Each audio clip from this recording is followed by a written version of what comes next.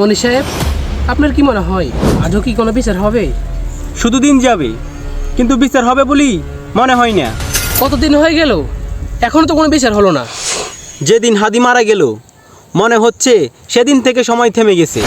খবর আসে কিন্তু আশা আসে না। এই শব্দটা হচ্ছে সবচেয়ে বড় ভয়ঙ্কর। কারণ এর কোনো শেষ নেই।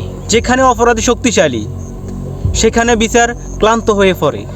ও মানুষটা কারো ক্ষতি করেনি। সত্যি কথা বলতে এটি কি তার সবচেয়ে বড় অপরাধ? এই সমাজে সত্যি কথা বলা সবচেয়ে বড় ঝুঁকি।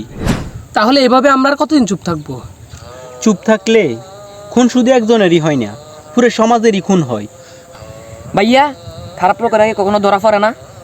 খারাপ লোকেরা কীভাবে ধরা পড়বে? যারা সমাজ চালায় তারাই তো আসল খারাপ। আর যদি তারা ভালো থাকতো তাহলে সমাজ আর খুন খারাপই চলতো না।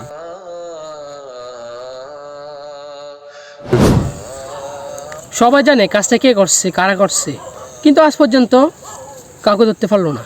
কারণ সবার ভয় আছে। আচ্ছা, ভয় কি মানুষের চেয়ে বড়? যখন ভয়ই বিবেককে হার মানায় তখন ভয়ই শাসক হয়। সাকিব, তুমি এখানে কি করো? ওরা কথা বলা লাগে না, ওরা ছোট হলেও ওরা বুঝে। যে সমাজে খুনি ঘুরে বেড়ায় সেখানে নিরপরাধ নিরাপদ না। আজ একজনকে মারছে, কাল আরেকজনকে মারতে ভয় পাবে না, কারণ অন্যায়কারী শাস্তি না পেলে তারা আরও সাহস পায়। দিন শেষে আমরা তো দোষী, কারণ আমরা তো চুপ ছিলাম। জি, নীরবতা অনেক সময় রক্তের দাগ লুকিয়ে রাখে। বিচার না হলে আমরা বড় হয়ে কি শিখবো? বিচার দেরি হতে পারে, কিন্তু ইতিহাস প্রশ্ন করে, আর সে পশে কাঠ গড়ায় একদিন সবাই দাঁড়ায়।